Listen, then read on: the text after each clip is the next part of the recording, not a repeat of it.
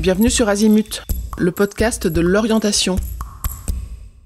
Bonjour, c'est Perrine. Moi, je parle le langage de l'orientation 2023. Et vous ? Est-ce que ce bruit vous dit quelque chose ?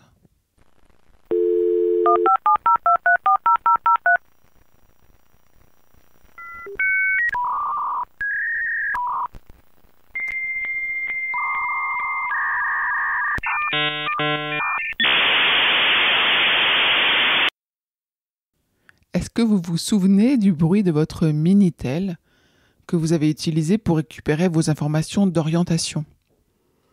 Vous avez vécu, comme moi, le temps d'avant. Celui où Parcoursup n'existait pas. Celui où on était en DUG avant d'aller en licence. Celui où les études de médecine commençaient par une seule voie unique. Avec ces références datées, comment accompagner l'orientation de nos enfants ? Comment permettre à nos ados de se projeter dans un monde de demain avec réalisme, ambition et optimisme ? C'est en comprenant vous-même le panorama actuel que vous serez en mesure de les accompagner. C'est un nouveau monde à découvrir. Des nouveaux univers, je suis certaine que vous en avez découvert récemment. Permettez-moi, une fois de plus, je sais, de prendre un exemple personnel pour vous illustrer ceci. Depuis quelques mois, je réalise des tableaux. C'est un loisir qui me détend. J'avais décidé de passer au cran supérieur en exposant mes œuvres cet été. J'avais réservé la salle et je pensais être prête.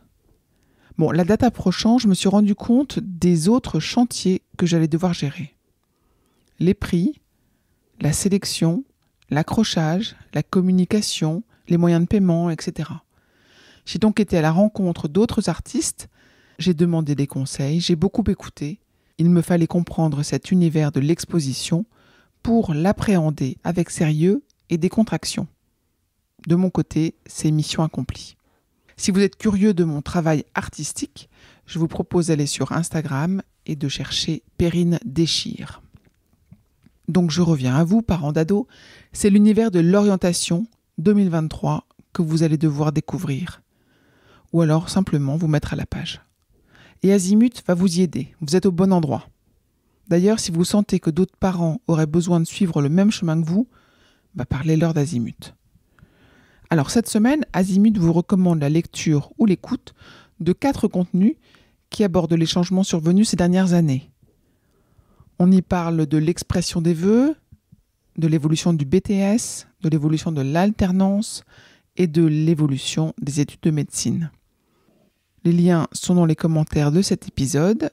Vous retrouvez l'ensemble des contenus à la fois sur notre site ou sur votre plateforme de podcast préférée. Après l'écoute de ces épisodes, laissez-vous emporter par vos besoins et votre curiosité. Allez à la découverte d'autres contenus Azimut. Si vous ne trouvez pas de contenu correspondant à votre recherche, écrivez-nous. Nous vous mettrons sur la bonne voie ou alors nous ajouterons ce sujet à la liste des prochains contenus. Cette semaine, j'inaugure une nouvelle rubrique qui s'appelle « Le vocabulaire de l'orientation ». Ce sont des mots de vocabulaire de l'actualité de l'orientation que je décrypte pour vous. Car pour comprendre un univers, il faut en comprendre les mots. J'y ajoute en plus de la définition un peu mon avis. Premier mot, taux d'insertion ou insertion professionnelle. C'est le nouvel indicateur qui sera affiché dans Parcoursup pour chaque formation. Cette information sera disponible dans un premier temps pour les licences, puis s'étendra dans les prochaines années aux autres formations. Mais moi, je me demande comment seront abordées les informations qui indiquent la poursuite d'études. Ça serait peut-être un autre critère à indiquer selon moi. Second mot, label de qualité. En fait, il existe un projet de nouveau label destiné aux formations supérieures privées. Il va être mis en place dans les prochains mois. Il étudiera le temps consacré à l'accompagnement de l'étudiant, la construction de son projet professionnel, l'acquisition de compétences transversales, la stabilité de la gouvernance de l'établissement et d'une partie au moins de l'équipe pédagogique, la transparence sur les conditions d'admission et les droits d'inscription. Ce sera aux formations privées de venir demander ce label et de le financer, a stipulé Sylvie Retailleau. Troisième mot, troisième expression, très assidu. C'est sous cette dénomination que sont catégorisés les étudiants en licence. Cette dénomination désigne les jeunes qui ont obtenu au moins une note supérieure à 0. Donc en gros, avec un 1, on est très assidu, pour chacune des matières auxquelles ces étudiants s'étaient inscrits. En fait, je trouve que cette dénomination est un peu abusive, car il en faut bien peu pour être considéré comme très assidu. Dernière expression de la semaine, objectiver les dossiers avec des informations plus nationales. Effectivement, avec l'abandon des épreuves de spécialité du baccalauréat en mars, les formations supérieures vont être en recherche d'informations objectives et permettant un classement national des candidatures. Et moi, je me demande si avec ce report des dates du bac, si on ne va pas en arriver à plus de concours ou d'épreuves d'admission par les formations. Et si vous êtes perdu dans le vocabulaire du lycée ou que vous souhaitez parler le même langage que votre ado et ses enseignants, eh bien, Azimut vous offre le chapitre 1 consacré au vocabulaire du lycée de son dictionnaire de l'orientation. Ce cahier de vocabulaire, il a été conçu avec l'objectif principal de favoriser les échanges entre les parents et les enfants au sujet de l'orientation. Il est téléchargeable sur le site Azimut et je vous en mets le lien dans les commentaires de cet épisode. Passons maintenant à notre liste de lecture de la presse, à notre petite revue de presse. Et encore une fois, je vous recommande très franchement d'aller vous inscrire à la newsletter, ça vous permet d'avoir l'ensemble des liens. On commence avec un article des Échos sur les universités sommées de faire le tri dans leur formation. Fermer les formations universitaires qui ne collent pas assez aux besoins économiques du pays, développer des indicateurs à cet effet, couper dans les budgets, c'est la feuille de route de la rentrée de la ministre de l'Enseignement supérieur, Sylvie Retailleau. Et elle a des allures d'une douche froide.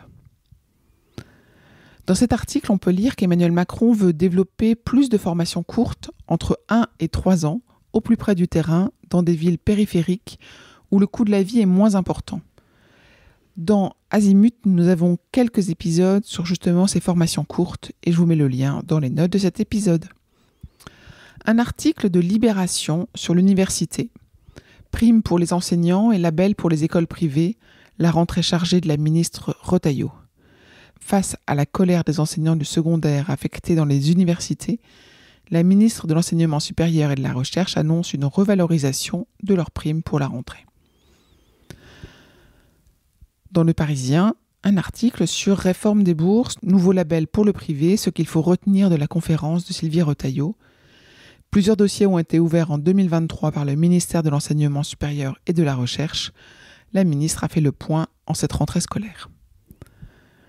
Dans Sud-Ouest, un article sur rentrée étudiante 2023, Parcoursup et les spécialités du bac en juin vers l'ajout de paramètres supplémentaires.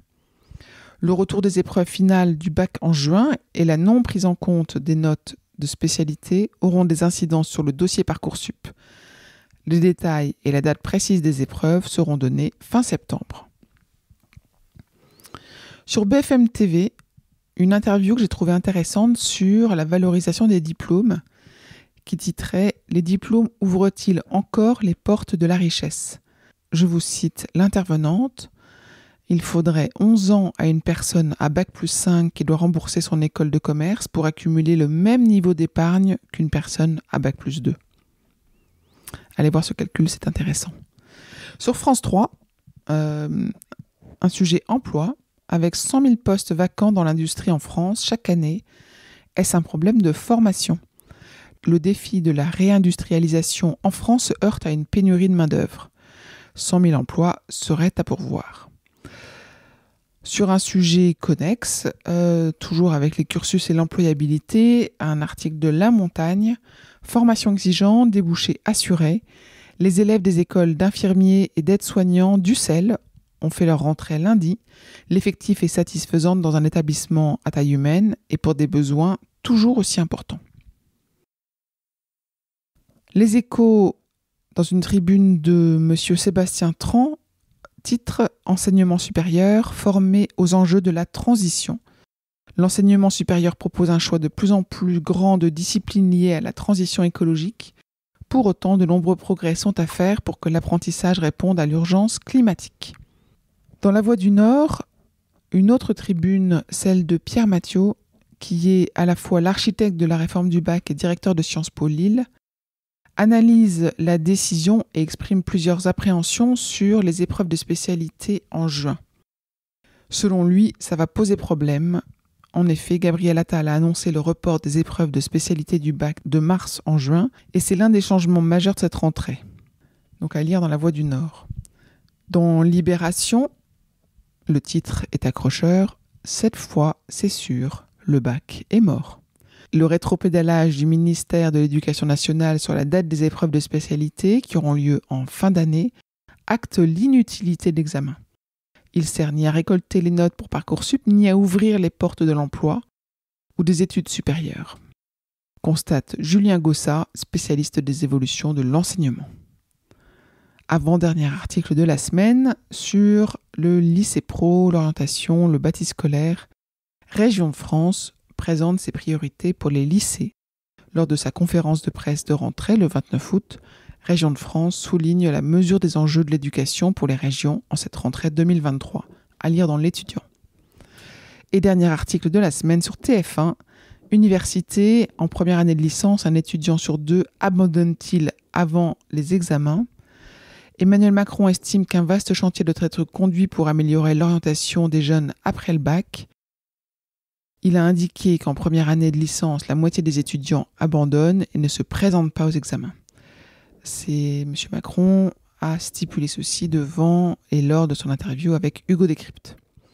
Eh bien voilà pour cette semaine. Je vous souhaite une bonne fin de semaine, une bonne écoute, une bonne lecture, beaucoup de discussions et d'échanges avec vos enfants. Et à bientôt.